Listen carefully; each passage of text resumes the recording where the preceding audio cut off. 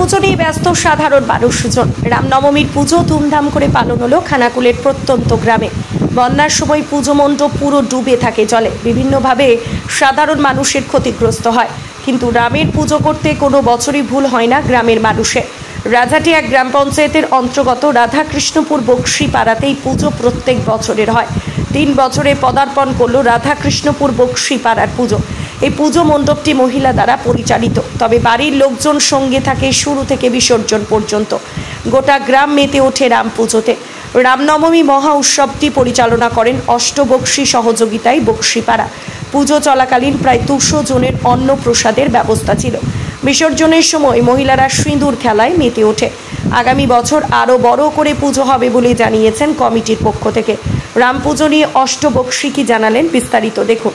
বিজ্ঞাপনের জন্য এবং যে কোনো নিউজের জন্য যোগাযোগ করুন নিউজ অগ্নি দপ্তরে 9903070007। ব্যুরো রিপোর্ট, নিউজ অগ্নি। নামে নয়, কাজে সাংবাদিকতা।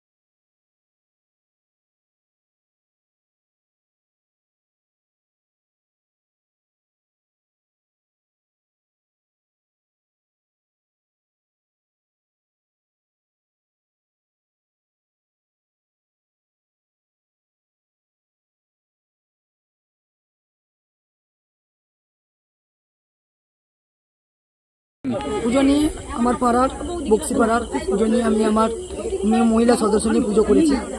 এই পুজোয় আমি দুপুরও হয়েছি, আমার স্বামী, আমার ছেলে।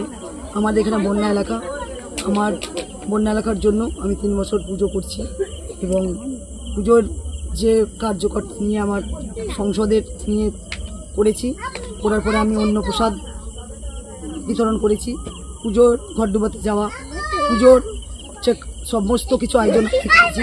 আমার পাড়ার সবাই সহযোগিতা করেছে, ছেলে, স্বামী এবং প্রতিবেশী সবাই মিলে উদ্যোগ দিয়ে আমি এই প্যান্ডেল করেছি। আজ 3 দিন 4 দিন ধরে রাত জেগে আমার এই রামনবমীর কাজটা করেছি। কেমন উৎসাহ পাচ্ছেন? ভালো পেয়েছি এবং আরও যেন আগামী দিন ভালো করতে পারি। আর গ্রামের কিরকম সহযোগিতা? গ্রামের সহযোগিতা প্রচুর ভালো, সবাই সহযোগিতা করেছে। আর আজকে কি কি করলেন সকাল থেকে? আজকে সকাল থেকে করেছি ঠাকুর যে বিসর্জন হবে, মন খারাপ সবার। তারপরে হচ্ছে তোমার বরণ পর্ব সারলাম, সিঁদুর খেলা খেললাম, খেলে আমার এই ঠাকুরকে পাঠানোর জন্য কিন্তু বোধ হচ্ছে সবার মন খারাপ। কি বলে আমি আমার বক্তব্য পালন করেছি অষ্টবক্সি। আর সহযোগিতা কারা করেছে? সহযোগিতা বক্সি পাড়ার ছেলে এবং পুরুষ মহিলা কমিটি। নাম অষ্টবক্সি। এটা কোন জায়গা? রাধাকৃষ্ণপুর। এই আনন্দ হচ্ছে, খুবই ভালো লাগছে। সর্বপ্রথমেই বলি যে আমাদের রাধাকৃষ্ণপুর বক্সিপাড়ার যে মহিলা কমিটির সদস্যরা এত অ্যারেঞ্জমেন্ট করে এত ভালোভাবে যে পুজো অনুষ্ঠান করবে, এটা আমি ভাবতে পারি না। আমার গর্বিত হচ্ছে যে আগামী দিনেও যেন ওই মহিলা কমিটি, মহিলা প্রজন্ম, আমাদের রাধাকৃষ্ণপুর বক্সিপাড়ার যে মহিলারা আছে, বৌদি বলো, কাকিমা বলো, বৌমারা বলো, সবাই যে আদবেগে উদ্বিগ্ন হয়ে আমাদের এই পুজোটাকে এত বড় করে সাফল্যমণ্ডিত করে চলেছে, তার জন্য আমার গর্ববোধ হচ্ছে। আজকে প্রতিমা বিসর্জন হয়ে যাবে।